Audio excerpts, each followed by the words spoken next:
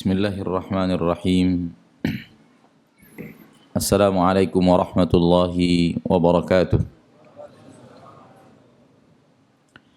Innal hamdalillah nahmaduhu wa nasta'inuhu wa nastaghfiruh wa na'udzu billahi min shururi anfusina wa min sayyiati a'malina.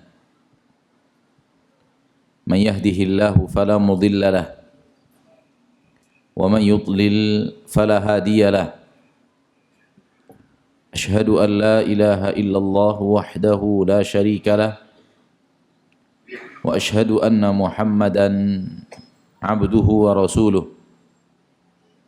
صلى الله عليه وعلى آله وأصحابه ومن تبعهم بإحسان إلى يوم الدين وسلم تسليما كثيرا. يا أيها الذين آمنوا اتقوا الله حق تقاته ولا تموتن إلا وأنتم مسلمون. يا أيها الناس اتقوا ربكم الذي خلقكم من نفس واحدة وخلق منها زوجها وبث منهما رجالا كثيرا ونساء واتقوا الله الذي تساءلون به والأرحام إن الله كان عليكم رقيبا. يا أيها الذين آمنوا اتقوا الله وقولوا قولا سديدا يصلح لكم أعمالكم ويغفر لكم ذنوبكم ومن يطع الله ورسوله فقد فاز فوزا عظيما. أما بعد فإن أصدق الحديث كتاب الله وخير الهدي هدي محمد صلى الله عليه وسلم شر الأمور محدثاتها فإن كل محدثة بدعة وكل بدعة ضلالة وكل ضلالة في النار. معاشر المسلمين والمسلمات إخواني وأخواتي في الدين rahimani wa rahimakumullah. Bersyukur kita kepada Allah tabaraka wa ta'ala atas rahmat dan nikmatnya yang tidak pernah berhenti Ia berikan kepada kita. Waktu-waktu yang kita lalui pasti bergelimang dengan rahmat dan nikmat Allah yang tiada tara, bergelimang dengan rahmat dan nikmat Allah yang tiada terhingga, sehingga merupakan suatu hal yang pantas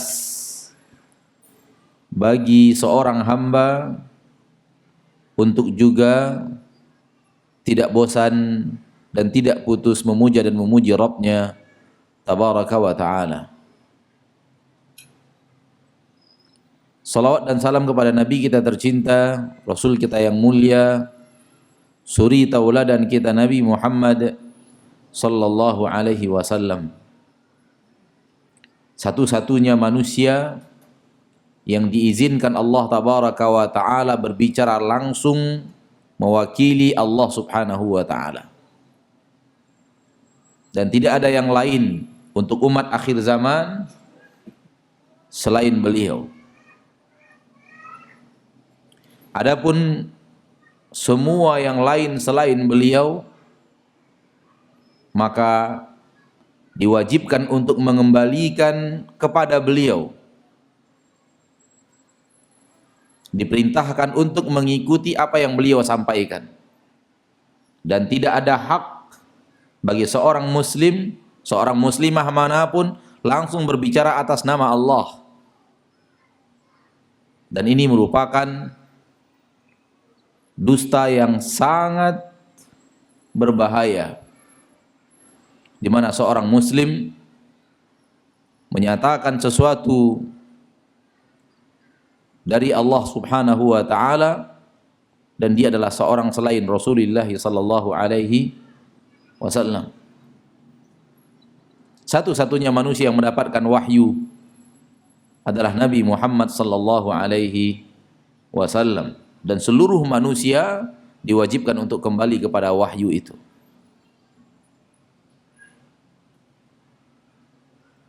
Ikhwani fid din, akhwati fid din, rahimani wa rahimakumullah. Pertemuan kita pada malam yang berbahagia ini kita awali dengan ayat di dalam surah Al-Hadid. Ayat yang ke-22, di mana Rabbuna tabaraka wa ta'ala berfirman, A'udzu billahi minasyaitonir rajim. Ma asaba min musibatin fil ardi wala fi anfusikum illa fi kitabin min qabli an nabra'aha. Inna dzalika 'ala Allahi yasir.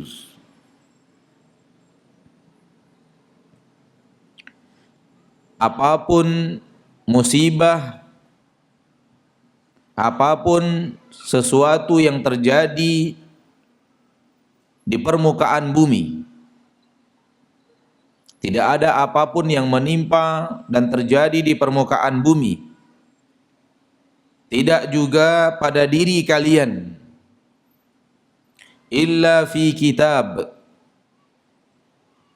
melainkan semua itu telah ada di dalam catatan kitab, min qabli an nabra'aha, sebelum kami menciptakannya dan mewujudkannya. Inna dzalika 'ala Allah yasir. Sesungguhnya yang demikian itu untuk Allah adalah sesuatu yang mudah.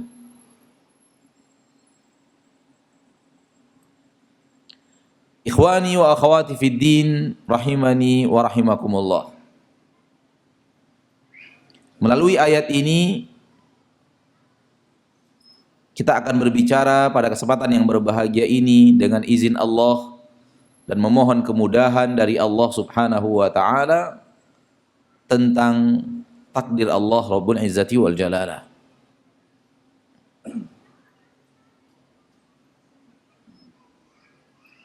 Dan ayat ini merupakan salah satu di antara ayat yang menyatakan dengan sangat jelas dan tegas bahwa semua telah ditakdirkan oleh Allah Subhanahu wa taala dan semuanya telah ditulis oleh Allah di dalam kitab, yaitu Lauhul Mahfuz.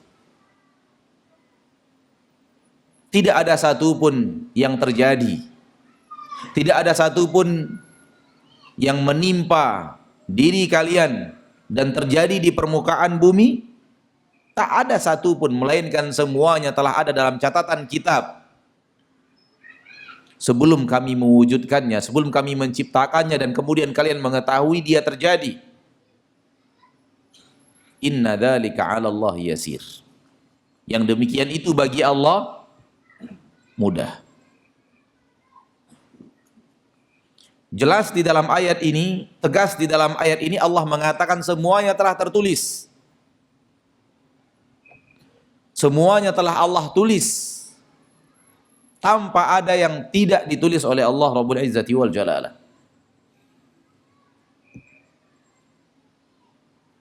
Dan inilah dia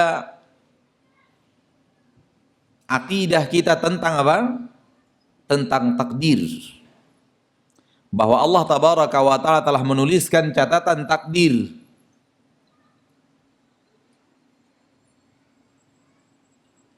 Dan yang ada di dalam catatan takdir itu lengkap tanpa ada yang kurang. Dan keimanan tentang takdir salah satu di antara rukun iman. Sebagaimana yang diketahui oleh mayoritas umat Islam, walillahil hamd. Walau ada sebagian kecil dan segelintir kecil umat Islam yang mengingkarinya dan tidak beriman dengan adanya takdir untuk amalan manusia. Mereka beriman bahwa ini diciptakan dengan takdir dan itu diciptakan dengan takdir, namun manusia dan amalannya mereka keluarkan dari takdir. Amalan manusia, perbuatan kita, amalan kita itu bukan catatan takdir. Itu adalah pilihan manusia katanya, dan tidak ada dalam catatan takdir. Dan ini adalah pendapat yang batil.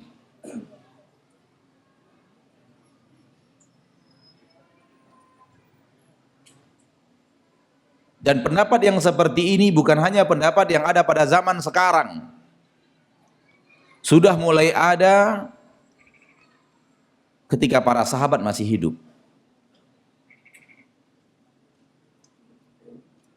Imam Muslim meriwayatkan hadis dari Abdullah bin Umar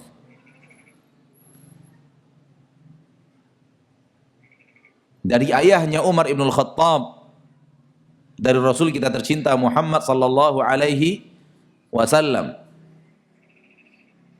Dan riwayat itu dikarenakan Abdullah bin Umar, sahabat Nabi yang mulia, ditanya tentang sekelompok orang di zaman itu yang tidak beriman dengan takdir pada amalan manusia. Ketika itu Abdullah bin Umar sedang melaksanakan ibadah haji, dan datang sekelompok kaum muslimin untuk berhaji ke kota Mekah, dan sebahagian mereka ingin bertemu dengan Abdullah bin Umar, dengan sahabat Nabi SAW, untuk bertanya tentang masalah ini. Dan mereka mengatakan bahwa di negeri kami telah ada orang-orang yang mengatakan bahwa amalan manusia bukan bahagian daripada takdir. Wa annal amra unuf. Itu perkara baru yang terjadi yang sebelumnya tidak ada catatan takdirnya. Jadi pendapat ini bukan pendapat baru. Kebatilan ini bukan baru ada sekarang, tapi sudah ada di akhir-akhir abad pertama Hijriyah. Jadi umurnya sudah lebih daripada 13 abad pendapat yang batil ini, dan masih terus diwarisi oleh orang-orang yang mewarisi kebatilan tersebut. Jawaban Abdullah bin Umar kepada orang yang bertanya itu, beritahu kepada mereka, sampaikan kepada mereka bahwa saya Abdullah bin Umar berlepas diri dari mereka, dan mereka berlepas diri dari saya. Dan beritahu kepada mereka, sampaikan kepada mereka bahwa seandainya kalau mereka berinfak emas sebesar gunung Uhud, Allah tidak akan terima itu dari mereka sampai mereka beriman kepada takdir ini.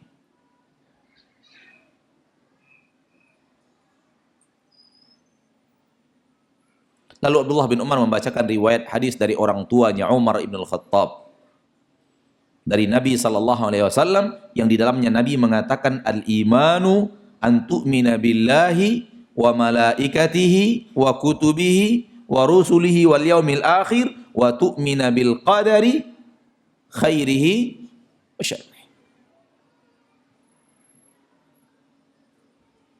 Iman itu adalah engkau beriman kepada Allah, malaikat-malaikatnya, kitab-kitabnya, rasul-rasulnya, dan hari akhir, dan engkau beriman dengan takdir, yang baiknya atau yang buruknya. Hadis ini dibacakan oleh Abdullah bin Umar dari ayahnya, dari Rasulullah sallallahu alaihi wasallam.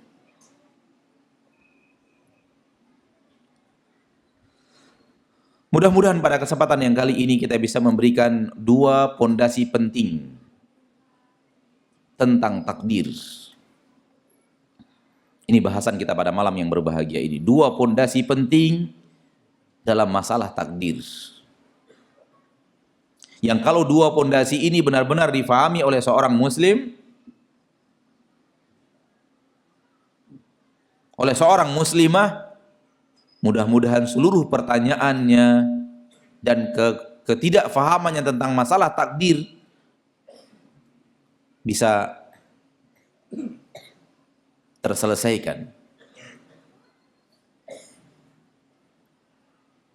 Poin pertama,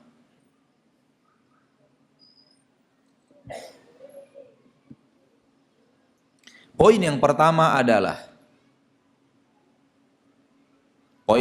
tentang dua poin penting dalam keimanan tentang takdir. Poin yang pertama adalah bahwa seluruh yang terjadi telah ditakdirkan Allah Subhanahu wa taala. Dan telah dicatat oleh Allah Subhanahu wa taala di dalam lembaran-lembaran catatan takdir Lauhul Mahfuz.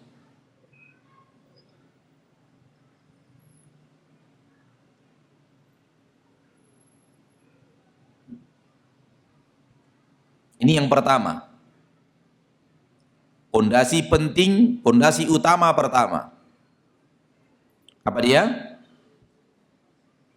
Semuanya telah ditakdirkan. Dan semuanya telah dicatat di Lauhul Mahfuz. Tidak ada yang tidak ditakdirkan Allah. Semua yang terjadi tidak ada yang keluar dari takdir.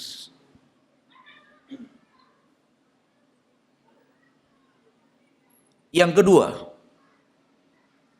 kita sampaikan secara global, nanti kita rinci biidznillah azza wa jalla beserta dalil-dalilnya. Pondasi penting yang kedua tentang masalah takdir adalah bahwa Allah Subhanahu wa ta'ala tidak pernah menzolimi apapun dan siapapun. Bahwa Allah tabaraka wa ta'ala tidak pernah menzolimi apapun dan siapapun.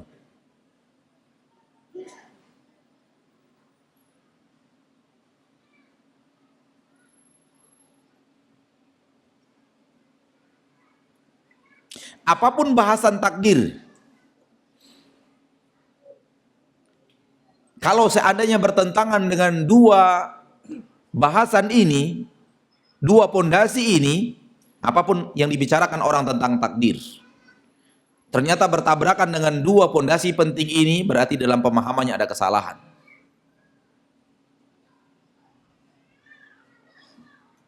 Contoh yang tadi telah kita bawakan adalah dia berpendapat bahwa ada yang tidak masuk dalam catatan takdir, yaitu amal perbuatan manusia, baik ibadahnya atau maksiatnya.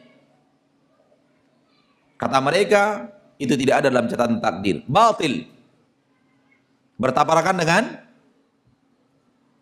dengan kaidah pertama.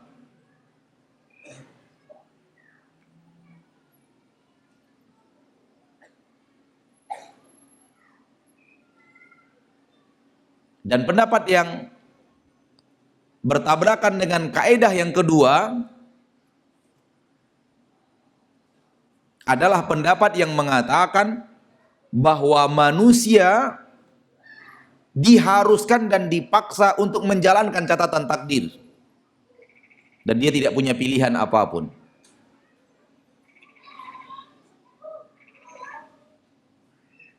Di dalam pendapat yang kedua ini terdapat kesalahan karena hasil daripada pendapat itu Allah menzolimi hambanya. Kenapa? Karena ketika seorang hamba dipaksa untuk berbuat sesuai dengan catatan takdir, dipaksa oleh Allah, bukan kehendak dirinya, berarti seluruh kemaksiatan yang dia kerjakan paksaan dari Allah untuk dia berbuat. Betul atau tidak? Dipaksa. Dia tidak punya pilihan. Dia harus menjalankan walau dia tidak setuju. Dia harus mengerjakan walau dia tidak menginginkan kejadian itu. Berarti ada pemaksaan dan dia tidak punya pilihan apapun.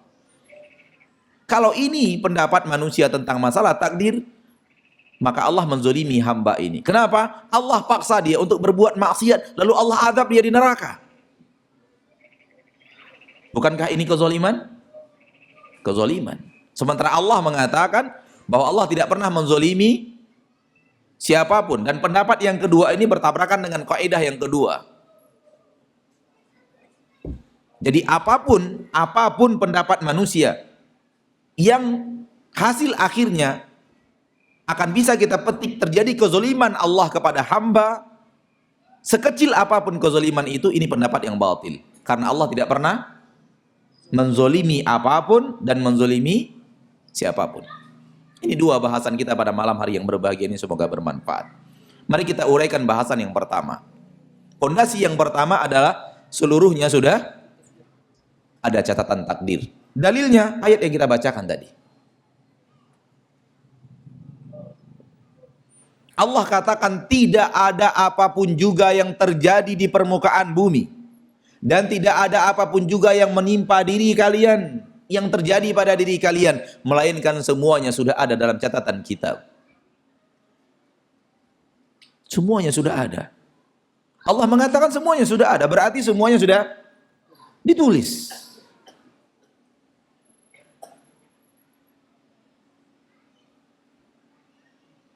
Tambahkan sebuah dalil dalam surat Al-Qamar ayat 49.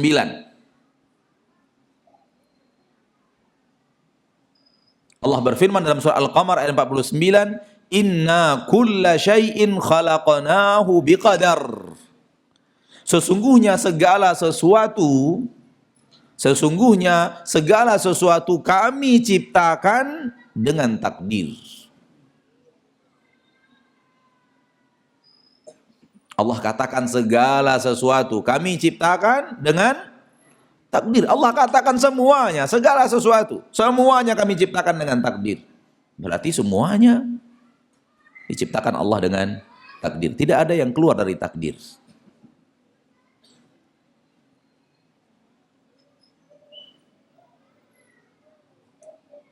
Aplikasinya dalam akidah kita adalah sebagai berikut. Apapun yang ditanyakan orang kepada kita, masalah apapun yang ditanyakan orang kepada kita, lalu pertanyaan akhirnya adalah, apakah ini sudah ditakdirkan? Jawab saja dengan kata-kata ya, antum pasti benar.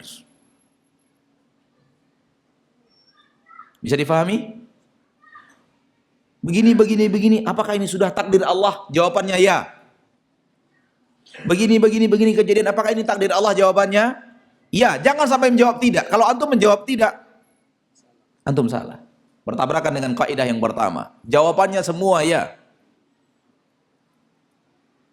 Apakah orang yang masuk neraka itu sudah takdir? Katakan ya. Sudah ada di dalam takdir. Apakah orang yang berbuat maksiat, pelaku maksiat, pencuri dan semacamnya itu adalah orang yang melakukan dengan takdir? Jawabannya ya.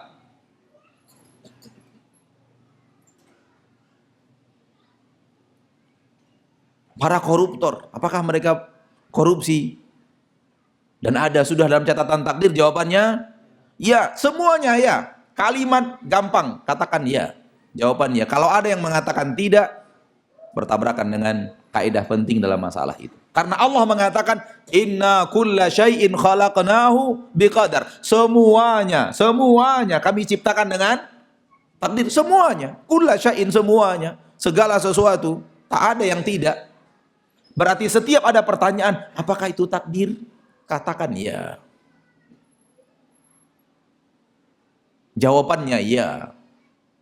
Dan banyak sekali pertanyaan-pertanyaan kaum muslimin. Tidak bisa kita ungkapkan satu persatu. Bertanya begini, apakah ini takdir Allah? Begini, apakah ini takdir Allah? Begitu, apakah ini takdir Allah? Kami bercerai, apakah ini takdir Allah? Anak saya durhaka, apakah itu takdir Allah? Dan semacamnya. Semua jawabannya adalah iya, takdir. Karena Allah mengatakan segala sesuatu telah kami ciptakan dengan takdir. Jadi tidak ada yang tidak. Oleh karena itu ketika ada orang yang mengeluarkan sebahagian daripada yang terjadi dari catatan takdir, Abdullah bin Umar berlepas diri. Dan Abdullah bin Umar mengatakan berinfak pun mereka sebesar gunung Uhud emas, Allah tidak akan terima sampai mereka beriman kepada takdir itu.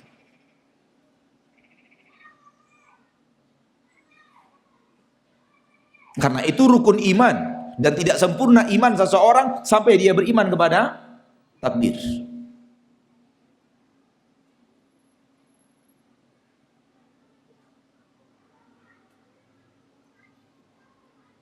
Hal yang paling sulit difahami oleh banyak kaum muslimin adalah maksiatnya pelaku maksiat. Apakah itu takdir Allah juga? Jawabannya ya.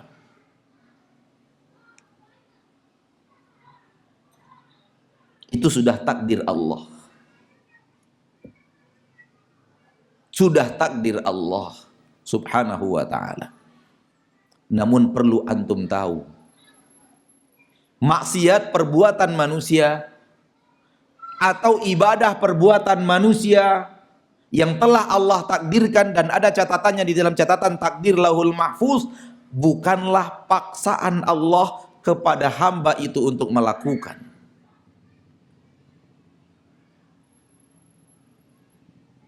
Bukan paksaan.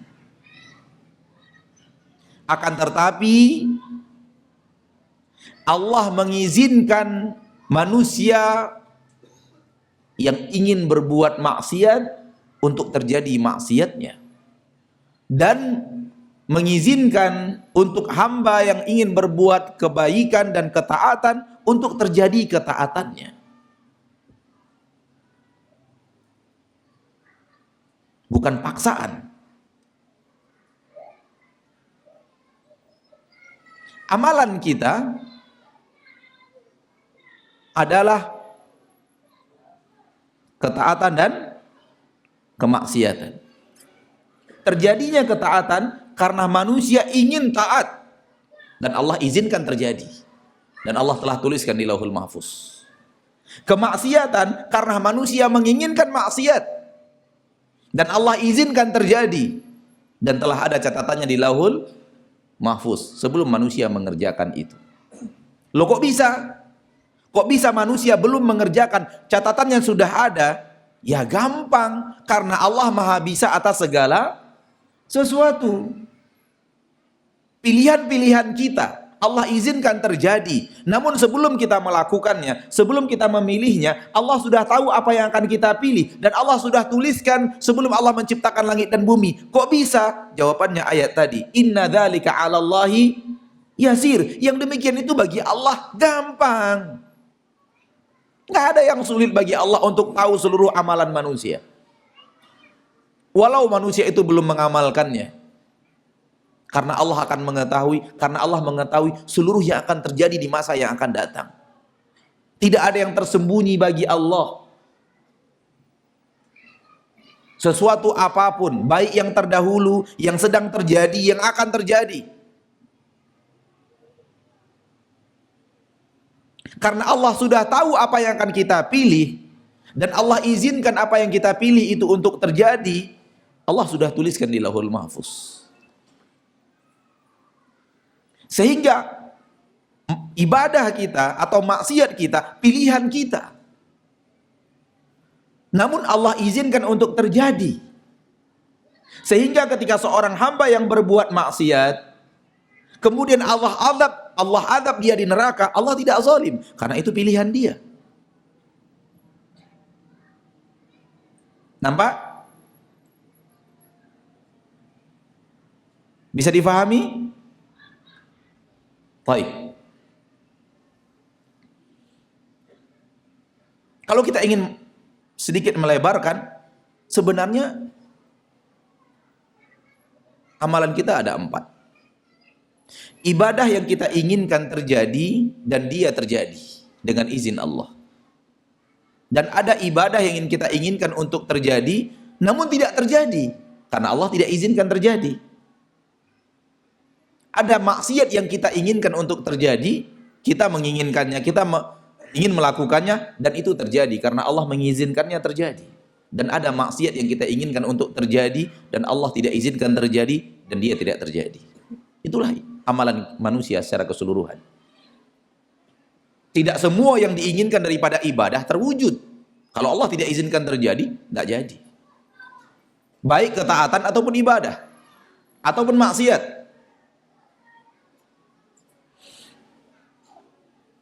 Kita ingin mewujudkannya, kita ingin melakukannya. Ketika Allah mengatakan tidak, ya tidak. Jadi ingat, Ibadah manusia, keinginan manusia untuk beribadah, bukan paksaan. Maksiat manusia, keinginan manusia untuk berbuat maksiat, bukan paksaan. Namun Allah mengizinkannya untuk terjadi atau tidak terjadi. Ketika Allah mengizinkannya terjadi,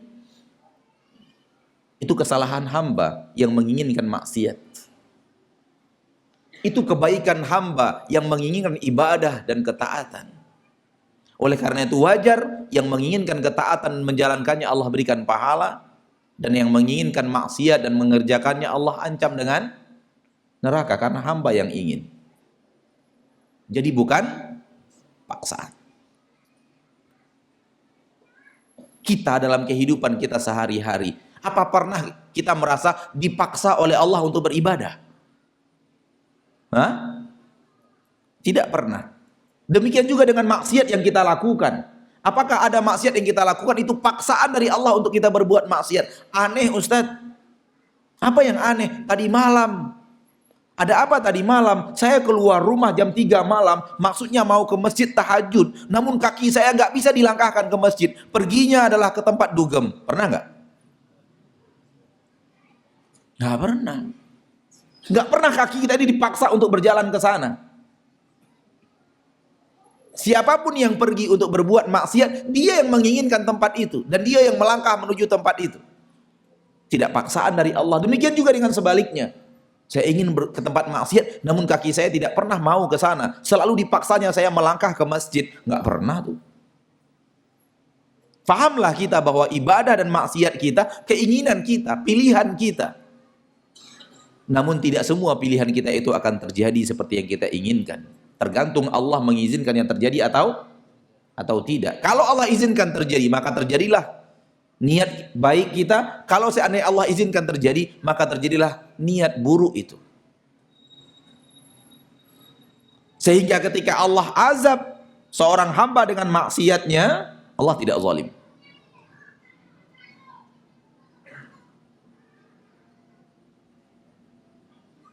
Kalau di hadapan kita ada 2 gelas, satunya air yang halal, satunya air yang haram, nggak pernah tuh tangan kita mau mengambil air yang halal, tapi nggak bisa diarahkan ke sana karena kita sudah ditakdirkan dan dipaksa mengambil air yang haram. Nggak pernah. Pasti keinginan manusia yang ingin mengambil air yang haram dan meminumnya. Pasti keinginan manusia yang sengaja meninggalkan air yang haram dan mengambil air yang halal dan meminumnya. Keinginan kita.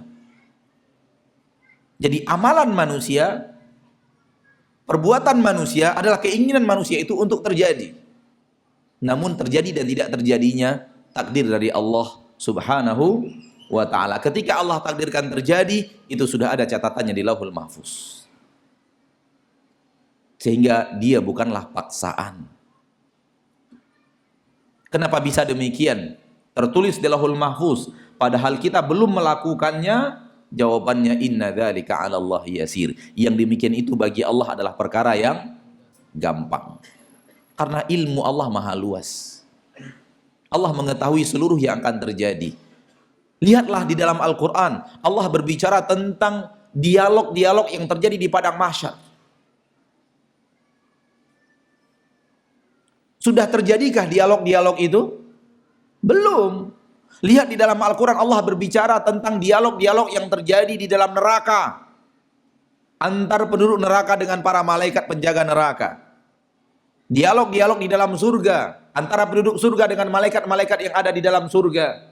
Dialog antara penduduk neraka dengan penduduk surga. Allah ceritakan dialog perkataan penduduk surga. Perkataan penduduk neraka, jawaban malaikat. Allah ceritakan, Allah sampaikan kepada kita. Sudah diucapkankah itu? Belum. Kenapa Allah sudah sampaikan? Karena Allah maha tahu segala sesuatu. Allah maha tahu apa yang akan diucapkan oleh penduduk surga kepada malaikat. Allah maha tahu apa yang diucapkan oleh penduduk neraka kepada malaikat. Dan apa jawaban malaikat Malik kepada penduduk neraka yang minta agar Allah mematikan mereka saja. Kenapa sudah diceritakan kepada kita? Seolah-olah dia sudah terjadi.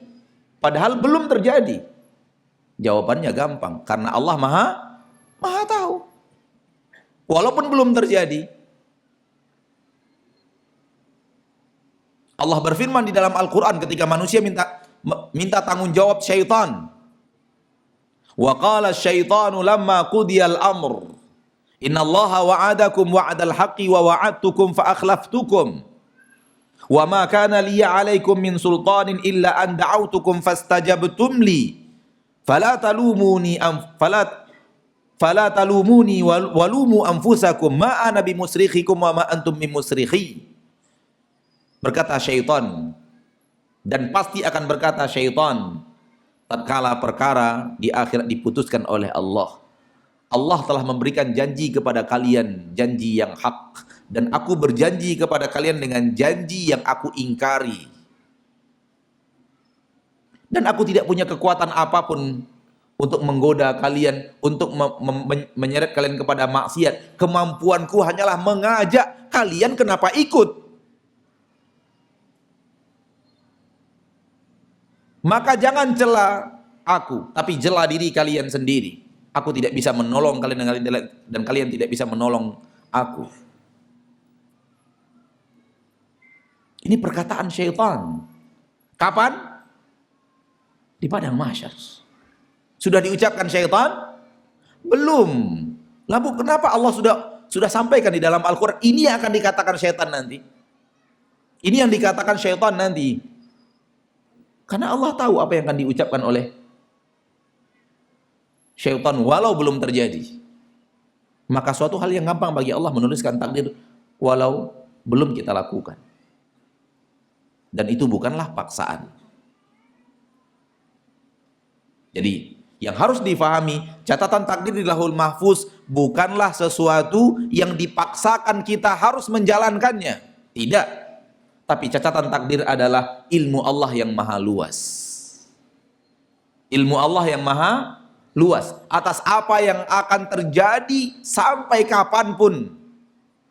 Dan kemudian Allah tuliskan di dalam catatan Lauhul Mahfuz seluruh yang akan terjadi sampai hari kiamat. Nabi mengatakan sallallahu alaihi wasallam, wa'lam annama akhta'aka lam yakun liyusibak wa ma asabaka lam yakun liyukhti'ak. Apapun yang Allah takdirkan tidak menimpamu, tidak akan menimpamu. Dan apapun yang Allah takdirkan menimpamu, tidak akan meleset. Bahkan di dalam hadis yang lain Nabi mengatakan, kalau seandainya seluruh penduduk bumi ini sepakat untuk mendatangkan manfaat, satu manfaat kepadamu, mereka tidak mampu kecuali apa yang telah Allah tuliskan.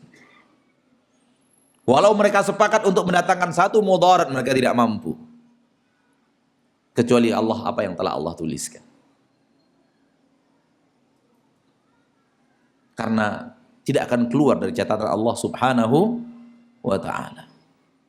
Ini pondasi pertama. Pondasi kedua dalam keimanan kepada takdir adalah bahwa Allah tidak pernah menzolimi apapun dan siapapun. Allah itu wajib kita mengimani dengan keimanan yang sangat kuat dan kokoh, maha adil. Adil adalah lawan daripada kezoliman. Saking maha adilnya Allah, Allah tidak pernah menzolimi apapun dan siapapun. Allah berfirman di dalam Al-Quran, وَلَا يَظْلِمُ رَبُّكَ أَحَدًا. Dan Rabbmu tidak pernah menzolimi siapapun. Dalam surat Al-Kahfi ayat yang ke-49. Rabbmu tidak pernah menzolimi siapapun. Allah berfirman di dalam Al-Quran surat An-Nisa ayat 49 juga, wala yuzlamuna fatila. Manusia itu tidak akan pernah dizolimi walau walau setipis kulit ari. Tahu kulit ari yang membungkus buah-buahan ciptaan Allah, seperti kulit ari yang ada pada kurma, fatil. Tipis kan? Allah tidak pernah menzolimi siapapun walau setipis kulit hari itu. Seluruh yang Allah lakukan adalah keadilan. Ketika seseorang masuk neraka dengan perbuatan maksiatnya, Allah tidak menzoliminya. Makanya Allah mengatakan di akhirat, wa ma zalamnahum, kami tidak pernah menzolimi mereka, walakin kanu anfusahum yadzlimun, namun mereka lah yang menzolimi diri mereka sendiri. Itu buah daripada pekerjaan mereka yang tidak mau patuh dan taat kepada Allah. Yang mereka inginkan adalah maksiat, sementara mereka telah dilarang untuk melakukannya. Yang mereka lakukan adalah maksiat, padahal Allah Tabaraka wa Ta'ala telah mengutus Rasul, menurunkan Al-Quran, mendatangkan para ulama, mendatangkan nasihat dari berbagai arah kepadanya, namun dia tidak mau untuk berhenti. Ketika Allah adab dia di neraka, Allah tidak menzolimi orang yang Allah masukkan ke neraka. Kenapa? Karena itu perbuatan dia sendiri. Karena itu amalannya sendiri, bukan paksaan Allah dia untuk berbuat maksiat. Dan jauhi seluruh pendapat yang seolah-olah Allah memaksa dia untuk berbuat maksiat. Ketika dinasihati untuk meninggalkan maksiat, apa katanya? Udahlah, ini sudah takdir Allah terhadap saya. Ini batil. Ini apa? Batil, ini takdir Allah kepada saya. Ini sudah. Seolah-olah Allah menyuruhnya untuk berbuat maksiat. Padahal tidak ada perintah apapun di dalam Al-Quran untuk menyuruh kita berbuat maksiat. Yang ada perintah untuk meninggalkan maksiat. Namun ketika dia berbuat maksiat, dia salahkan Allah dengan takdirnya. Dan yang pertama kali melakukan ini iblis. Yang menyalahkan Allah dengan takdirnya adalah iblis. Ketika iblis Allah laknat, iblis mengatakan, qala fabima aghwaytani la aq'udanna lahum siratakal mustaqim thumma la'atiyannahum min baini aydihim wa min khalfihim wa an aymanihim wa an syama'ilihim wa la tajidu aktsarahum syakirin. Karena engkau telah menyesatkan aku dari jalanmu. Subhanallah. Iblis luar biasa ingkar. Ia salahkan Allah. Ketika dia tidak mau sujud kepada Nabi Adam, lalu Allah murka kepadanya, dia salahkan Allah. Dengan perkataannya, Rabbi fabima aghwaytani. Robku, wahai Robku, karena engkau telah menyesatkan aku dari jalanmu. La aqudanna lahum siratakal mustaqim. Aku juga akan menyesatkan mereka dari jalanmu yang lurus. Aku akan serang mereka dari depan, dari belakang, dari kanan dan dari kiri. Jadi yang pertama kali melakukan aksi menyalahkan Allah dalam perbuatan maksiat dia adalah siapa? Iblis. Sehingga Imam Ibnul Qayyim Al-Jauziyah mengatakan, siapapun yang berbuat maksiat lalu menyalahkan Allah dalam catatan takdir karena itu takdir Allah, dia salahkan Allah, maka gurunya adalah iblis. Dia yang mau berbuat maksiat, Allah yang dia salahkan. Dia yang mau berbuat maksiat, takdir Allah yang dia salahkan. Seperti yang tadi kita katakan, kita dengan perbuatan maksiat kita, pilihan kita, betul atau tidak? Pilihan kita, kita yang mau berbuat maksiat. Seluruh orang yang berbuat maksiat di permukaan bumi karena dia memilih maksiat itu. Namun pilihannya untuk berbuat maksiat ditakdirkan Allah terjadi. Walaupun ada keinginannya untuk berbuat maksiat yang lain yang Allah tidak izinkan terjadi. Sehingga tidak terjadi. Bukankah begitu? Ada perbuatan maksiat yang kita mau kerjakan, nggak jadi. Kenapa nggak jadi? Karena Allah takdirkan tidak terjadi, ya tidak terjadi. Keinginan kita untuk berbuat maksiat, waliyadzubillah, kemudian terjadi karena Allah izinkan terjadi. Jadi itu adalah pilihan kita yang Allah izinkan apa? Terjadi. Kalau kemudian kita diazab oleh Allah di neraka, waliyadzubillah, karena pilihan kita itu, Allah tidak menzolimi kita. Kita yang telah menzolimi diri kita sendiri. Manusia yang diazab oleh Allah di neraka karena perbuatan maksiatnya yang sangat banyak, sehingga tidak mendapatkan ampunan Allah yang maha luas, maka itu adalah buah daripada amalannya sendiri. Makanya Allah mengatakan di akhirat kelak, ya ibadi innama hiya a'malukum, wahai hamba-hambaku, apa yang kalian dapatkan ini adalah amalan kalian sendiri. Usiha lakum summa uwafikum iyyaha, aku simpankan, aku rekapkan, aku catatkan, mulai dari catatan sebelum kejadian dan catatan malaikat ketika terjadi, semuanya klop, tak ada yang berbeda. Aku catatkan, lalu aku kembalikan kepada kalian. Faman wajada khairan falyahmadillah, yang mendapatkan kebaikan hendaklah dia memuja dan memuji Allah. Wa man wajada ghaira dzalik, yang mendapatkan selain itu, fala yalumanna illa nafsah, jangan dia cela, jangan dia caci, jangan dia marah kecuali kepada dirinya sendiri. Maka ini dua pondasi penting tentang keimanan kepada takdir. Yang pertama adalah semuanya telah ada dalam catatan takdir, tidak ada yang keluar dari catatan takdir. Yang kedua, Allah tidak pernah menzolimi siapapun. Allah tidak pernah menzolimi apapun dan siapapun. Dengan dua pondasi penting tentang takdir ini, mudah-mudahan kita tidak pernah menyalahkan Allah dan menyalahkan takdir Allah.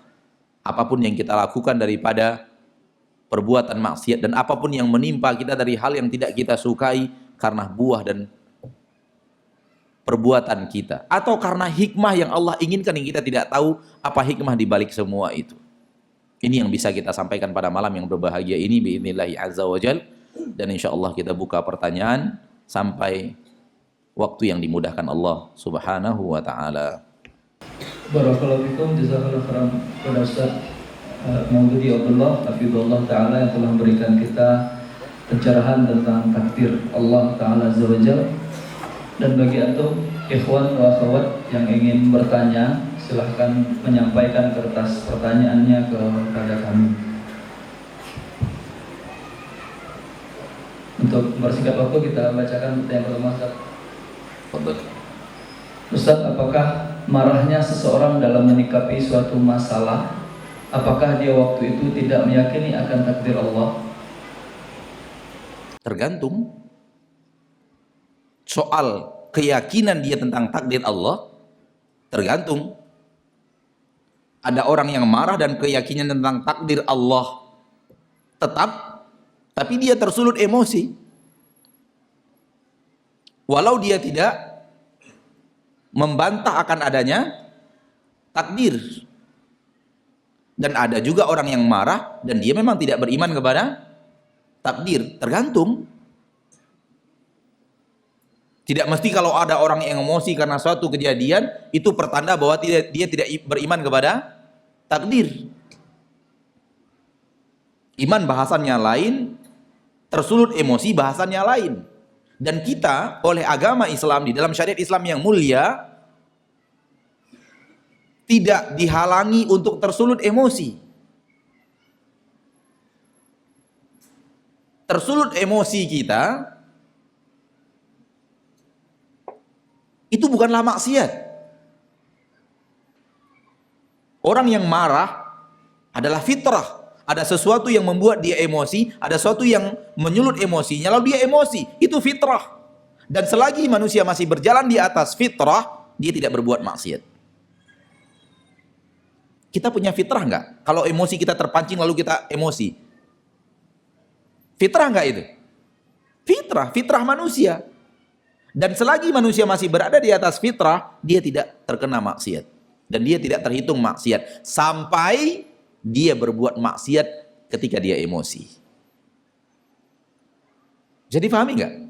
Ada orang yang emosi, dia katakan, namun ucapannya tidak ada yang maksiat. Contoh, diam Anda. Saya tidak setuju Anda mengatakan ini. Tolong jangan diulang lagi. Dia marah ini. Apa ada kata-katanya maksiat? Enggak ada, berarti enggak maksiat deh, walaupun dia marah. Namun ada lagi orang yang marah, diam Anda, lalu disebut nama binatang. Saya malas mengucapkannya. Pahami aja sama antum. Diam Anda dan kemudian menyebut nama binatang. Maksiat. Maksiatnya bukan marahnya. Menyebut binatangnya tadi. Menuding saudaranya lalu menyebut nama binatang. Maksiatnya ada di sana, bukan di emosinya. Jadi sekedar sampai kepada titik emosi, ketika tersulut emosi, sahabat pernah emosi loh. Umar pernah marah. Namun mereka tahu, ketika mereka marah, mereka tidak boleh berbuat maksiat. Kesalahan kita ketika marah, kita tidak bisa kuasai diri lagi dari perbuatan, dari berbuat maksiat. Lalu keluarlah kata-kata, sumpah, serapah, dan semacamnya. Keluar kebun binatang. Satu persatu mulai keluar dari lidah kita. Di situ letak maksiatnya. Jadi emosi pemicu datangnya maksiat. Ketika maksiat sudah kita lakukan karena kita emosi, berdosa karena maksiatnya, bukan karena emosinya. Atau kita tinju dia, kita pukul dia, kita zolimi dia. Pemukulan kita terhadap dirinya, maksiat. Menzolimi saudara kita muslim, memukul saudara kita muslim, maksiat. Wa daraba hadza, di dalam hadis ada seorang yang menzolimi orang lain dengan memukulnya, dan orang yang dipukul itu di akhirat akan menuntut balas kepada Allah Subhanahu wa taala, sehingga pahala orang yang memukulnya akan diberikan kepada orang yang dia pukul. Maksiat. Maksiat itu memukul, bukan emosinya. Paham? Jadi soal emosi, soal fitrah. Dan ketika emosi datang, jangan dilakukan maksiat, dan yang harus dilakukan adalah tahan emosi itu. Jangan lampiaskan. Dan Rasulullah mengajarkan banyak hal untuk menahan emosi. Bisa dengan cara berta'awudz, mengucapkan a'udzubillahi minasyaitonir rajim. Ini dari syaitan, ini saya emosi. Bisa dengan cara berwudu. Kalau kita lagi emosi dalam keadaan berdiri, disuruh kita untuk duduk. Kalau kita lagi emosi dalam keadaan duduk, disuruh kita berbaring. Kebiasaan orang yang tidak menjalankan syariat, dia emosi ketika duduk, berdiri dia ketika emosi. Nah, terbalik sudah itu. Perintahnya malah turun. Ketika kita sedang emosi dalam keadaan berdiri, perintahnya duduk. Turunkan. Jangan sebaliknya, kita lagi duduk, emosi kita berdiri. Wah, itu jadi itu. Artinya jadi digoda oleh syaitan untuk berbuat maksiat. Maka orang yang marah, ketika dia tidak berbuat maksiat dalam emosinya, dia tidak terkena dosa. Karena tersulut emosi suatu hal yang wajar. Namun yang terbaik adalah jangan sering-sering marah. Kalau tidak pernah marah, mungkin di zaman kita sekarang ini sudah hampir tidak bertemu orangnya. Tapi jangan sering-sering lah. Paling banyak sekali setahun lah.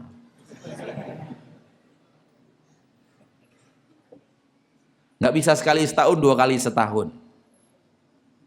Apalagi marah kita kepada istri, kepada anak, orang yang sangat dekat dengan kita, orang yang sangat mencintai kita, orang yang tidak ada lagi hubungan yang lebih spesial antara kita dengan dia melebihi mereka. Jangan jadi sasaran marah kita terus. Justru Allah menyuruh kita, Rasulullah SAW menyuruh kita untuk menjadikan yang terbaik yang ada pada diri kita, mereka yang pertama kali merasakannya. Jangan yang terburuk. Sementara yang terbaik kita berikan kepada orang lain yang tidak ada hubungan spesial antara kita dengan dia. Hanya teman, hanya kawan, hanya relasi bisnis. Lalu kita baik dengan dia. Sementara istri dan anak-anak, justru yang buruk yang kita berikan kepada mereka terbalik. Justru orang yang sangat dekat dengan kita, dialah orang yang paling merasakan kebaikan kita. Seharusnya begitu. Nabi mengatakan, khairukum khairukum li ahli. Sebaik-baik kalian wahai kaum laki-laki adalah yang terbaik dari kalian kepada istri dan anak-anaknya, kepada keluarganya. Lihat. Dan syaitan hati-hati menggoda kita. Ke orang lain gampang kita berbuat baik, kepada istri dan anak-anak kita justru kita lupakan. Ke orang lain gampang kita santun, kepada istri dan anak-anak kita lupa kita untuk santun. Ke orang lain kita tidak gampang emosi, kepada istri dan anak-anak kita, Masya Allah, selalu emosi. Ini terbalik. Jadi tidak berarti orang yang marah itu artinya dia tidak beriman dengan takdir, tergantung. Ya. Namun anak tambahkan. Salah satu cara untuk tidak emosi adalah mengimani takdir. Salah satu resep paling mujarab untuk tidak emosi adalah mengembalikan segala sesuatu kepada keimanan kepada takdir. Anak-anak kita sedang bermain, pecah kaca. Anak-anak sedang bermain, pecah kaca mobil kita. Mobil saya sedang pecah sekarang kacanya, gara-gara permainan anak-anak. Di rumah saya ada, rumah anak ada, TK, SD, anak-anak, namanya anak-anak, bermain, batu. Nah, lagi retak tuh sekarang, belum anak perbaiki sampai sekarang. Ketika kita lihat retak, ya sudah, takdir. Allah sudah takdirkan. Sehebat apapun kita menjaganya, Allah sudah takdirkan pada hari ini dia pecah. Pada hari ini dia retak, mau apa lagi? Nggak perlu kita marah dan emosi. Cuman kita sampaikan kepada gurunya, tolong anak-anak dijaga karena kaca mobil saya retak. Itu untuk menjaga supaya tidak kejadian lagi gitu loh. Sehingga anaknya ketakutan, datang dengan orang tuanya, minta maaf. Maksudnya bukan untuk bukan untuk marah dan emosi insyaallah taala, tapi mengingatkan mereka jangan main lempar batu lagi. Supaya tidak jadi korban lagi mobil-mobil yang lain yang parkir di sana, ada mobil guru, ada mobil tetangga kita yang lain yang parkir di sekitar sekolah. Namun ketika terjadi itu, kita kembalikan kepada takdir. Ini sudah catatan takdir dan tidak akan bisa dihindari. Sudah tertulis di Lauhul Mahfuz sebelum Allah menciptakan langit dan bumi. Ya sudah. Dengan segera mengembalikan kepada takdir, gampang kita untuk tidak marah. Anak-anak lagi bermain di rumah, tersenggol apa namanya itu? Guci di rumah kita yang harganya mahal. Atau hiasan di rumah kita yang kristal harganya cukup mahal, senggol, jatuh, pecah, berantakan. Seorang mukmin ketika itu terjadi, sudah saatnya kamu hancur. Takdir Allah. Jadi resep yang paling mujarab, sangat mujarab sekali untuk membuat kita tidak marah, segera kembalikan kepada bahwa ini adalah ketentuan dan takdir Allah Subhanahu wa taala. Maka sangat erat korelasi antara sabar dengan iman kepada takdir. Bahwa sabar adalah di antara buah iman kepada takdir. Kata Anas bin Malik, kalau saya dimarahi oleh salah seorang keluarga Nabi, Nabi menasihati keluarganya seraya berkata, innahu law qaddara syai'un kana. Allah kalau sudah mentakdirkan sesuatu terjadi, pasti terjadi. Allah kalau sudah takdirkan sesuatu terjadi, pasti terjadi. Nabi menasihati keluarganya, jangan marah kepada Anas bin Malik. Kalau Allah sudah takdirkan terjadi, ya terjadi. Lihat, Nabi mengobati permasalahan yang ada dengan mengingatkan mereka bahwa ini adalah takdir Allah. Tidak perlu marah. Bicarakan saja baik-baik, tidak perlu marah. Gitu. Di hadapan Nabi terjadi kejadian yang sangat menyulut emosi. Namun Nabi tidak marah.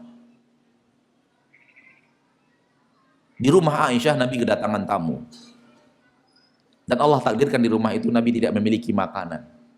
Sehingga sehingga istri Nabi yang lain mengirim makanan. Karena tamu sedang berada di rumah Nabi. Ketika pembantu melewati Aisyah dan di situ ada Nabi dan para tamu-tamunya, Aisyah tersulut emosi, tersulut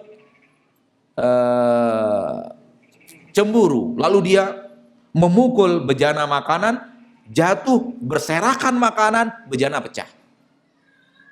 Di depan tamu, subhanallah. Kalau antum pada posisi itu, Nggak tahu anak apa yang akan antum lakukan. Tapi ini kondisi yang sangat menyulut emosi. Istri kita melakukan itu di depan tamu-tamu kita. Nabi tidak mengatakan apapun dan tidak marah apapun. Hanya ada dikatakan Nabi, gharat ummukum, ibu kalian sedang cemburu. Habis. Selesai. Dan kata Nabi kepada Aisyah, wahai Aisyah, ganti bejana yang pecah ini harus diganti. Ganti. Anda telah memecahkan bejana ini, bejana tetangga, ganti. Tak ada yang lain. Dan Rasulullah SAW tidak marah apapun.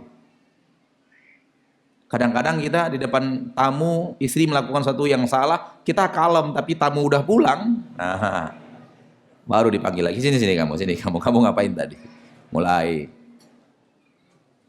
Nah, Nabi tidak. Ya, subhanallah. Jadi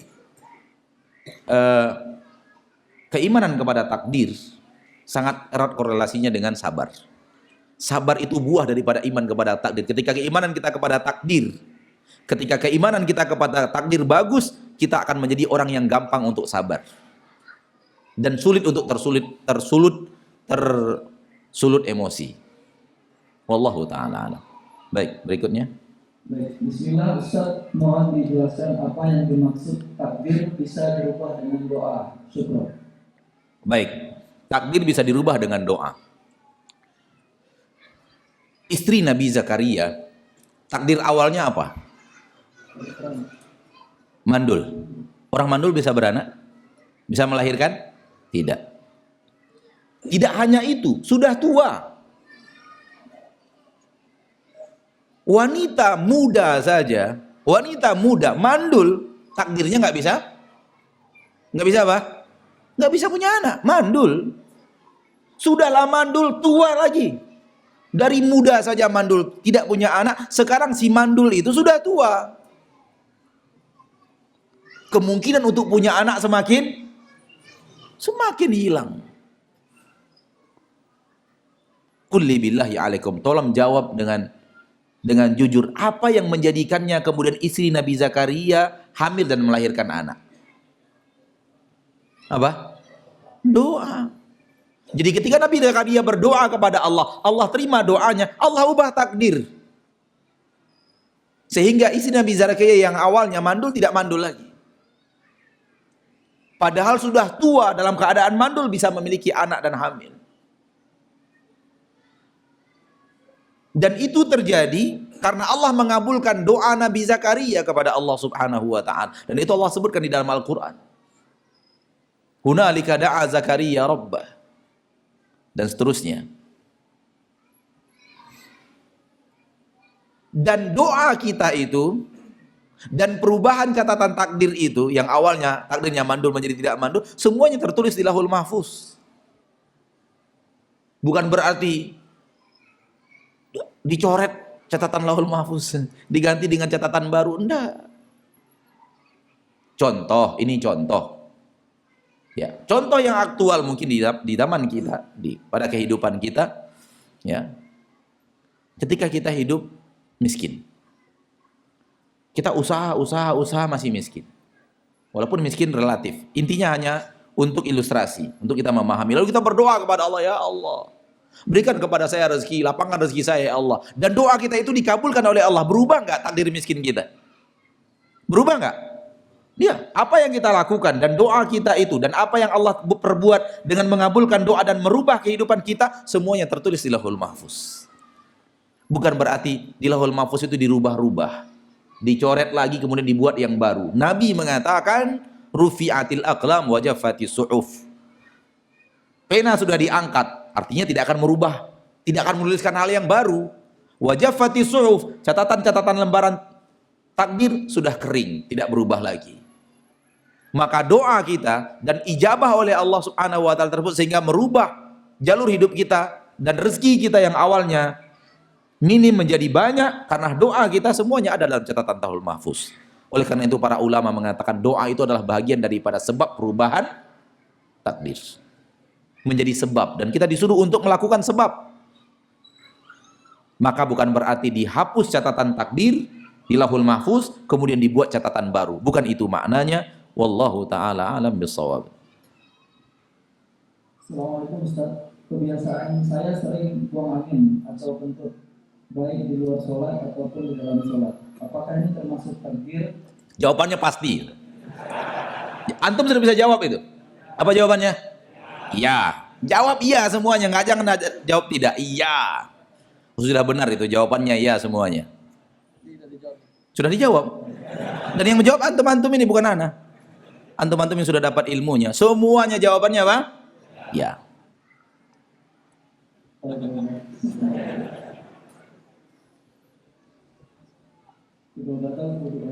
Iya, wudhu lagi aja. Baik. Hari-hari kemarin saya orang yang paling benci dengan dakwah salafiyah dan saya paling benci dengan pengikutnya. Dan sekarang saya lagi mempelajari dakwah ini. Apakah proses ini juga takdir? Jawabannya? Iya. Anda sudah berikan jawaban, kunci jawaban kepada antum. Semua pertanyaan apa ini takdir, apa ini tadi jawabannya? Ya. Jawab semuanya ya, pasti benar itu. Karena antum kalau menjawab tidak, ketika itu antum salah. Semuanya adalah ya. Tertulis di Lauhul Mahfuz. Ya, bacakan aja. Kita akan jawab semuanya. Bismillah Ustaz, ketika Allah telah mencatat takdirnya masuk neraka, namun di dunia dia mengerjakan kebaikan sehingga dia masuk surga. Dan ada orang yang telah Allah catat takdirnya dia masuk surga, namun dia di dunia melakukan amalan ahli neraka sehingga dia pun masuk neraka. Bagaimana penjelasannya Ustaz? Takkan ada yang seperti itu. Takkan ada yang seperti itu. Sudah Allah takdirkan ke surga, lalu ternyata ke neraka. Emang Allah tidak berilmu? Sudah Allah takdirkan ke neraka, ternyata sudah Allah takdirkan ke surga, sudah ada dalam catatan takdirnya dia ke surga, ternyata ke neraka. Emang Allah nggak paham? Ini, kalau ada yang memahami seperti ini, sama dengan mengatakan Allah tidak berilmu. Itu tidak akan ada. Allah salah tulis kan? Harusnya orang ini ke neraka. Kok di dalam tulisan takdirnya ke surga? Harusnya orang ini ke surga kan? Tadi hasil akhirnya ke surga kan? Harusnya orang ini ke surga. Kok dalam tulisan takdirnya ke neraka? Berarti Allah salah tulis. Kalau Allah salah tulis, berarti Allah tidak berilmu. Berbahaya. Tudingan kepada Allah yang tidak benar.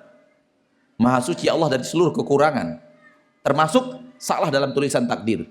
Seluruh yang Allah tuliskan takdirnya ke surga, pasti ke surga. Seluruh yang Allah takdirkan takdirnya ke neraka, pasti ke neraka dan tidak akan ada yang salah. Maka tidak akan ada orang yang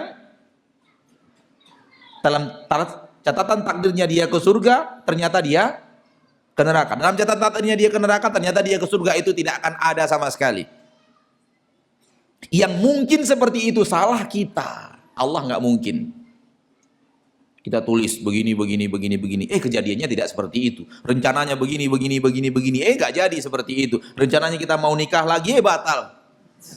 Misalnya, itu manusia yang bisa seperti itu. Selain Allah nggak akan seperti itu. Allah, seluruh yang Allah katakan benar terjadi, pasti akan terjadi. Tidak ada yang tidak. Inilah makna firman Allah tabaraka di dalam Al-Quran. Ketika Allah berbicara tentang Allah akan mengisi neraka jahanam dengan manusia dan jin. Walakin haqqal qawlu minni la'amla'anna jahannama minal jinnati wan nasi ajma'in. Fadhuqu bima nasitum liqa'a yaumikum hadha, dan seterusnya. Dalam surat apa ini? Dalam surat As-Sajdah. Akan tapi telah tetap keputusanku, haqqal qawlu minni, telah tetap perkataan dariku, telah tetap keputusanku, dan itu tidak akan berubah. Siapa yang akan masuk neraka, akan masuk neraka. Kalau seandainya berubah, berarti keputusan Allah yang pertama salah. Allah tidak pernah merevisi keputusannya, karena seluruh keputusannya benar. Yang merevisi keputusan itu adalah manusia, karena manusia tidak berilmu. Hari ini apa yang dianggap manusia benar, besok dianggap oleh manusia salah. Dulu Pak, antum masih ingat pasti, kalau kita nyalakan lampu sepeda motor di siang hari, kena tilang kita. Sekarang terbalik, suruh nyalakan setiap siang. Kalau nggak nyala dikena tilang, ya kan? Karena manusia sudah melihat keputusan yang pertama salah. Karena manusia tidak berilmu. Lalu kemudian merevisi keputusan 180 derajat. Dulu kalau sempat nyala di siang hari ditilang polisi gitu. Harus mati. Sekarang kalau mati justru ditilang 180 derajat. Perbedaan peraturan. Kenapa bisa demikian? Wajar, Anda manusia. Namun kalau itu terjadi kepada Allah, nggak mungkin. Karena ini adalah Allah. Keputusannya tidak pernah salah. Bisa paham? Nggak, maka itu tidak akan mungkin terjadi. Dan orang yang mencoba memahami hal yang seperti itu, dia tidak tahu siapa Allah. Allah mustahil salah. Apapun yang Allah katakan, mustahil salah. Allah mengatakan kepada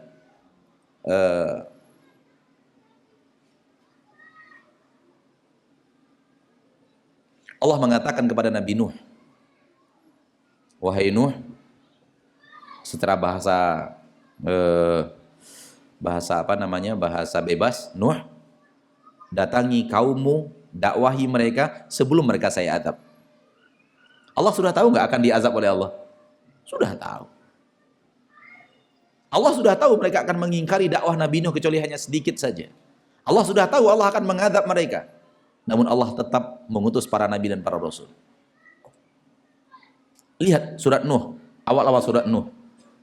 A'udzubillahi minasyaitonirrajim. Bismillahirrahmanirrahim. Inna arsalna Nuhan ila qaumihi an anzir qaumaka min qabli an ya'tiyahum adzabun alim. Wahai Nuh,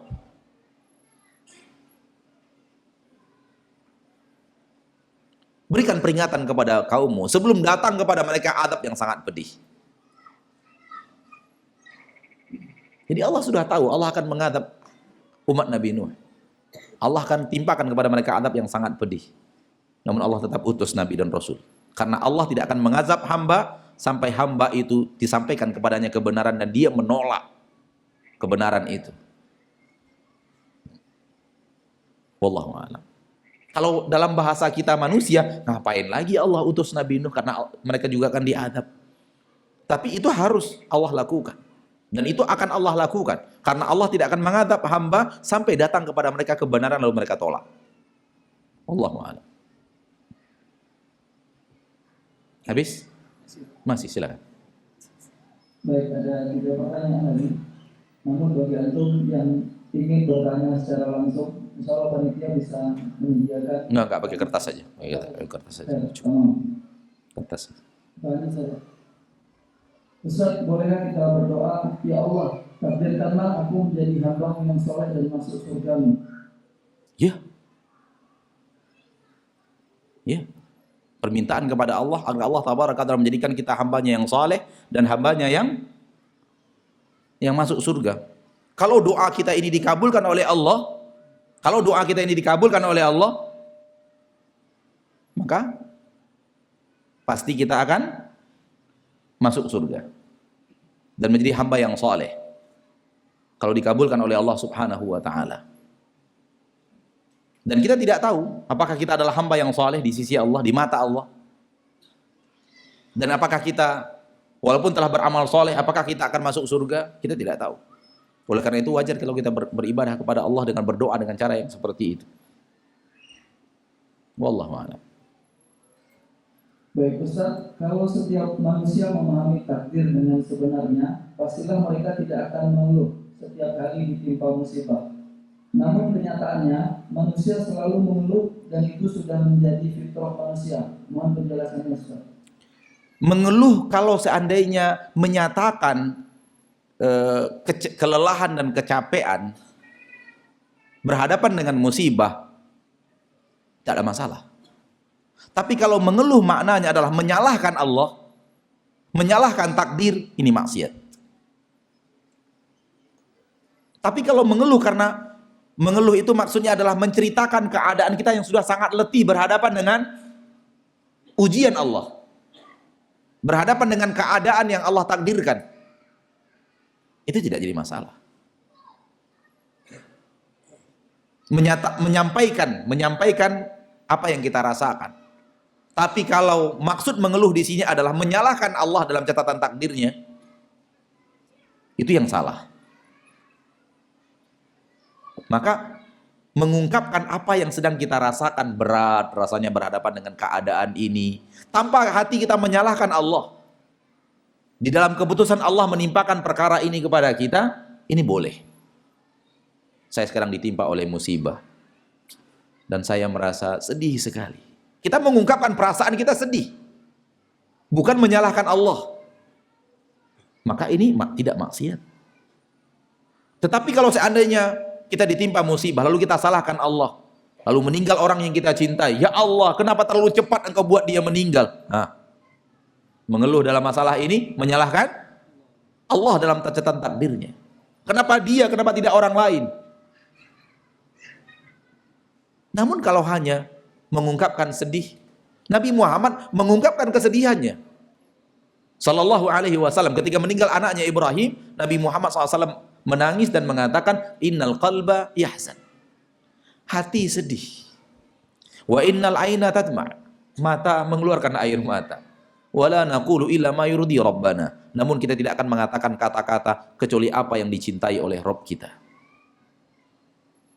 Nabi mengatakan sedih. Nabi ketika mengatakan sedih bukan berarti Nabi tidak beriman kepada takdir, naudzubillah min dzalik. Namun boleh menyatakan apa yang terasa tanpa menyalahkan Allah dalam catatan takdirnya. Wallahu a'lam. Baik Ustaz, anak lagi dilanda kesusahan mencari pekerjaan untuk menafkahi keluarga anak. Apakah ini takdir? Padahal sudah berusaha. Tunggu dulu. Apakah ini takdir? Jawabannya? Ya, udah. Selesai. Padahal anak sudah berusaha. Mohon pencerahannya Ustaz. Mohon pencerahannya. Kalau pertanyaan apakah ini takdir sudah dijawab oleh jamaah Masjid Jabal Rahmah. Jadi nggak perlu lagi yang namanya Maududi untuk menjawab itu. Mohon pencerahannya. Akhi, seluruh yang Allah putuskan kepada manusia dalam kehidupan manusia, itulah yang ketika sedang kita alami yang terbaik untuk kita.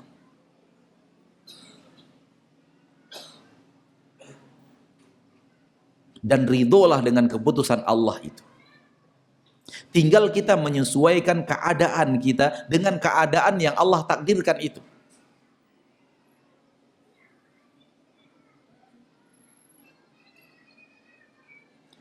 Jangan memaksa Allah dengan pendapat kita. Ketika kita dalam keadaan rezeki kita disempitkan oleh Allah Subhanahu wa taala, kita seolah-olah mengatakan Allah salah nih mentakdirkan saya jadi orang miskin. Harusnya saya jadi orang kaya. Itu Anda paksa Allah untuk mengikuti pendapat Anda. Salah. Yang mengatur alam semesta ini bukan kita. Yang mengatur alam semesta adalah Allah. Ketika Allah sudah takdirkan apa yang sedang Allah takdirkan dalam kehidupan kita sekarang, yang harus kita lakukan ridho dengan keputusannya. Ini sudah takdir Allah, kita harus ridho. Kemudian berusaha bangkit dan berusaha menyesuaikan dengan keadaan yang sedang Allah takdirkan sekarang. Contoh, dulu kita biasa makan ikannya, ikan apa kalau ikan laut yang biasa? Ikan kakap, ikan baronang, ada baronang ya? Ikan apa? Ikan kalau yang besar-besar itu di laut ikan apa? Ya, yang besar-besar gini mau bukan. Yang biasa dimakan di siput-siput yang besar-besar dipilih untuk di kerapu, ya sudah. Dulu kita biasa makan ikan itu. Sekarang Allah Subhanahu wa ta'ala takdirkan rezeki kita sedikit. Ganti ikannya. Jadi ikan teri. Ya, jangan paksakan harus juga makan ikan kerapu. Jangan harus paksakan harus makan ikan kakap. Ganti. Ganti dengan ikan yang lebih kecil. Dulu satu ikan, sekarang satu ikan juga, tapi porsi ikannya lebih kecil gitu. Sesuaikan keadaan kita. Kesalahan kita adalah kita memaksakan. Dulu ketika Allah lapangkan rezeki untuk kita, sekarang tidak seperti itu karena berputar. Namun kita paksakan harus seperti itu. Tidak, sesuaikan. Anak kita sekolahkan di sekolah yang biaya per bulannya 1 juta ketika kita mampu. Qadarallah terjadi sesuatu sehingga rezeki kita turun, ya sudah, pindahkan anak ke sekolah lain yang biayanya mungkin 250.000 sebulan. Kenapa tidak? Kenapa harus malu memindahkan anak dari awalnya 1 juta sebulan ke? Itulah kemudahan yang sedang Allah berikan kepada kita sekarang. Maka sesuaikan. Allah berfirman di dalam Al-Quran.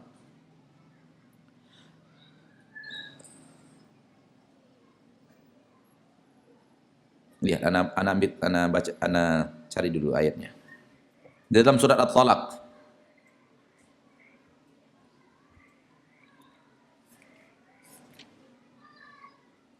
Liyunfiq dzu sa'atin min sa'atihi wa man qudira 'alaihi rizquhu falyunfiq mimma ataahu Allah. Ayat surat At-Talaq ayat 7. Hendaklah orang yang diberikan oleh Allah kelapangan memberikan nafkah kepada keluarga sesuai dengan kelapangan yang dia miliki. Wa man qudira 'alaihi rizquhu, orang yang Allah sempitkan rezekinya, falyunfiq mimma ataahu Allah, maka berikan nafkah kepada keluarganya sesuai dengan apa yang Allah berikan kepadanya. La yukallifullahu nafsan illa ma ataaha. Allah tidak pernah bebankan jiwa kecuali sesuai dengan apa yang Allah berikan kepada mereka. Di sini ayat ini menyuruh kita untuk menyesuaikan pengeluaran. Dulu ketika kita beli baju yang harganya 300.000, 400.000, sekarang rezeki kita menurun, beli baju yang 35.000. Adakah orang jual baju 35.000? Ada. Jangan sedih kita membelikan baju anak kita 35.000. Anak kita itu asal dapat baju baru walau harga 10.000 dia senang. Dia tidak akan tahu harga baju. Ya maksudnya anak kecil yang umurnya 5 tahun, 6 tahun, 7 tahun nggak tahu dia harga baju.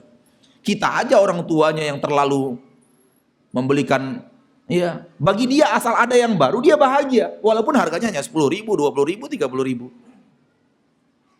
Kenapa tidak? Ketika memang kita memiliki kelapangan rezeki, membeli baju 300.000 nggak masalah, nggak diharamkan Allah. Tapi ketika rezeki kita turun, maka turunkan juga tingkat nafkah kita kepada keluarga kita. Dan didik istri dan anak-anak untuk ridho dengan keputusan Allah ini dan menyesuaikan diri dengan keadaan yang ada. Di dalam tafsir Ibnu Katsir tentang ayat ini, dalam surat At-Talaq, seorang sahabat bernama Talha radhiyallahu taala anhu wa ardhah dilaporkan kepada Umar bin Khattab radhiyallahu anhu bahwa terlihat dalam kehidupan Talha, dia pakaiannya pakaian yang murah-murah, keluarganya pakaian yang murah-murah dia belikan, makanan untuk keluarganya makanan yang makanan kelas bawah. Dilaporkan kepada Umar bin Khattab radhiyallahu anhu. Kata Umar bin Khattab kepada yang melaporkan sini, ini ambil beberapa uang dinar, uang emas, serahkan kepada Talha radhiyallahu anhu ardhah. Namun Anda punya tugas. Perhatikan apa yang dikerjakan oleh Talha radhiyallahu anhu ardhah. Maka pesuruh tadi memberikannya kepada sahabat Nabi Talha, lalu memperhatikan apa yang dikerjakan. Lalu pulang membawa laporan. Sekarang Talha bajunya sudah yang bagus-bagus. Baju untuk keluarganya sudah yang bagus-bagus. Makanannya kepada keluarganya sudah mulai membaik karena Anda memberikan kelapangan rezeki dengan memberikan uang-uang dinar itu kepada beliau. Kata Umar bin Khattab, rahimallahu Talha. Ta'awwala qaulallahi subhanahu wa ta'ala liyunfiq dzu sa'atin min sa'atihi wa man qudira 'alaihi rizquhu falyunfiq mimma ataahu Allah. Semoga Allah merahmati Talha. Beliau telah mempraktekkan firman Allah tabaraka wa ta'ala yang tadi kita bacakan.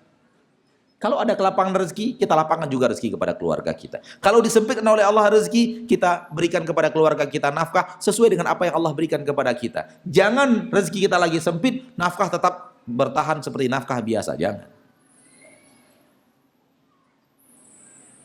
Kalau kemudian disempitkan rezeki kita oleh Allah, ketika diuji dengan rezeki yang sempit, sesuaikan keadaan kita dengan rezeki yang ada. Insya Allah cukup. Insya Allah cukup. Antum yang sekarang pengeluarannya sebulannya sudah 30 juta atau 20 juta, antum rasa-rasanya pernah hidup dengan pengeluaran sebulan 5 juta kan? Bisa hidup dengan 5 juta. Kemana-mana pakai sepeda motor, masih bisa. Sekarang antum sudah diberikan oleh Allah kemudahan.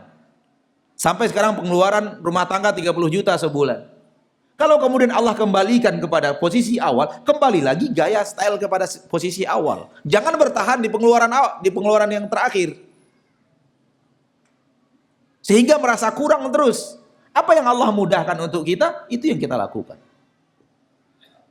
Kalau kita harus merubah menu makanan di rumah kita rubah menu makanan. Dan didik istri dan anak-anak untuk menyesuaikan diri sesuai dengan apa yang Allah mudahkan untuk kita. Dan insya Allah kita tidak akan merasa kekurangan dengan itu. Wallahu a'lam. Pertanyaan terakhir. Kanan. Yang panjang atau yang pendek? Terserah antum, yang mana yang antum pilih. Pertanyaan paling menghibur aja dulu. Bismillah Ustaz, apakah ada dalil tidur setelah subuh bisa menghambat rezeki jodoh? Usia anak 28 tahun. Rezeki jodoh atau rezeki jodoh dua-duanya? Rezeki dan jodoh. Rezeki dan jodoh. Usia anak 28 tahun belum nikah juga. Gimana nasihatnya Ustaz? Semoga antum diberikan semangat untuk menikah dan dimudahkan Allah untuk menikah. Ya. Dan ana tidak tahu apakah jodoh antum itu terhadang karena antum suka tidur subuh. Ana nggak tahu. Semua ada pada Allah Subhanahu wa ta'ala. Namun tidur setelah subuh untuk orang yang tidak begadang tidak bagus.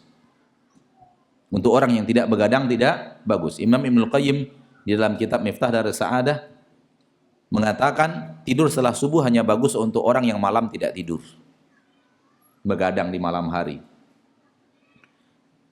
Namun orang yang sudah mendapatkan jatah tidur di malam hari tidak bagus untuknya tidur.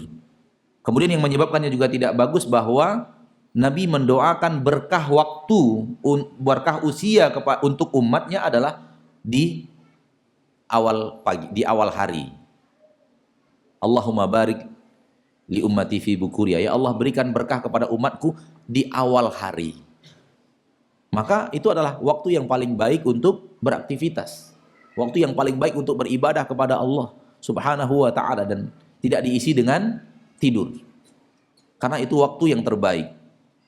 Di siang hari yang terbaiknya yang di awal hari itu, di awal siang, itu yang terbaik. Maka gunakan waktu yang terbaik itu. Maka kalau orang menggunakannya untuk menghafal Al-Quran, menggunakannya untuk kebaikan, maka itu adalah waktu yang penuh dengan berkah. Wallahu ta'ala alam.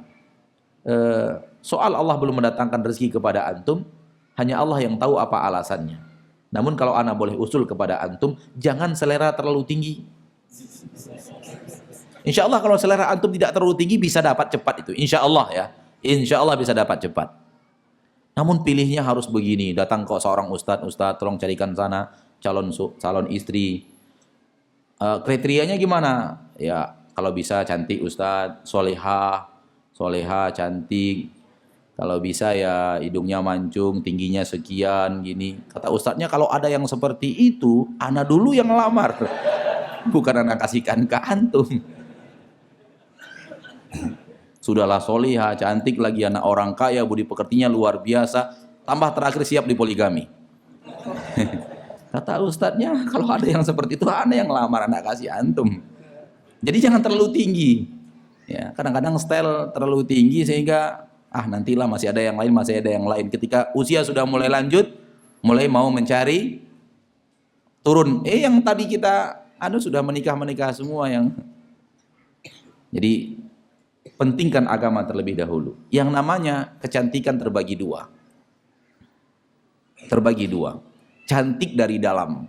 Ini akhlak dan budi pekerti. Kemudian cantik dari luar. Di paras dan wajah. Cantik yang paling penting untuk kita cari, cantik dari dalam. Yang paling penting anak katakan, yang paling penting cantik dari dalam. Wajah walaupun kurang-kurang, kalau ketika kecantikan dari dalam akhlak dan budi pekertinya luar biasa, maka wajah yang kurang itu akan berangsur di mata kita semakin cantik. Budak wanita yang paling dicintai oleh Harun ar-Rasyid hitam legam. Tapi itu budak yang paling dia cintai. Karena dia memiliki budi pekerti yang luar biasa. Suatu hari Harun ar-Rasyid membawa uang, khalifah membawa uang, dan uang di zaman itu emas dan perak. Yang beliau bawa uang emas. Lalu ingin menguji budak-budak wanita, ditebar uang itu di tengah mereka. Maka budak itu berebutan untuk mengambil uang emas itu. Kecuali budak wanita ini hanya diam berdiri sambil melihat Harun ar-Rasyid sambil tersenyum-senyum. Harun ar-Rasyid mengatakan, kenapa engkau tidak mengambilnya? Kata Harun ar-Rasyid, kata budak ini, saya mencintai Harun ar-Rasyid bukan mencintai hartanya. Subhanallah. Kecantikan terbagi dua. Kecantikan dari dalam yaitu akhlak dan budi pekerti, agama, dan kecantikan yang di luar, paras. Kalau bisa bertemu dua-duanya alhamdulillah. Namun kalau seandainya tidak, yang terpenting adalah cantik dalamnya, keimanannya, ketakwaannya, berbakti kepada suami, selalu berkata, berakhlak mulia, selalu bersopan santun, selalu patuh dan taat kepada suaminya dan semacamnya, maka ini akan membuat kita cinta kepada dia walau parasnya kurang. Namun kalau kita bertemu yang dua-duanya luar biasa. Namun kalau parasnya, cantiknya hanya di luar, di dalamnya tidak cantik, itu sebentar hilang. Pengalaman anak pribadi dengan yang kita tutup, suatu hari kita pulang umroh dengan salah seorang kaum muslimin, dengan beberapa kaum muslimin, di antaranya seorang pemuda.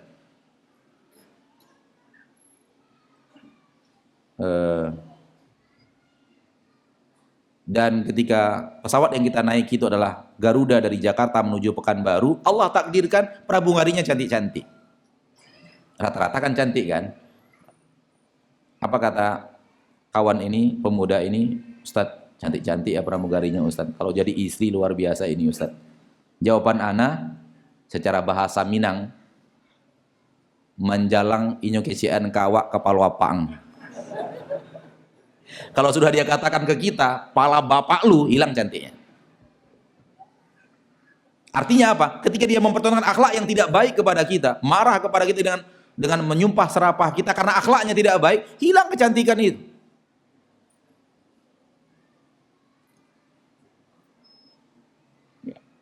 Hilang. Dan cantik sampai di mana sih? Akhi, dapat antum istri cantik, coba tatap 3 jam bosan. Coba tatap 3 jam yang cantik itu, bosan. Percayalah. Apa yang indah, yang kata manusia indah, yang kata manusia cantik, suruh dia natap 5 jam, bosan. Hilang. Pertama perdana kita pergi ke Danau Maninjau, Masya Allah indahnya, Masya Allah cantiknya. Duduk di situ 5 jam kalau masih nampak cantiknya Danau Maninjau itu. Hilang sudah. Kenapa? Ditatap terus. Demikian juga dengan wanita cantik. Dia sudah jadi istri kita. Kalau tidak budi pekertinya yang kemudian membuatnya terus bertambah cantik, tidak ada kecantikan pada wajah apapun. Percayalah itu. Maka turunkan target antum, jangan terlalu tinggi. Mudah-mudahan kita doakan semuanya. Tolong diaminkan saudara kita yang bertanya cepat dapat jodoh, wanita salihah, kalau bisa sesuai dengan yang dia inginkan.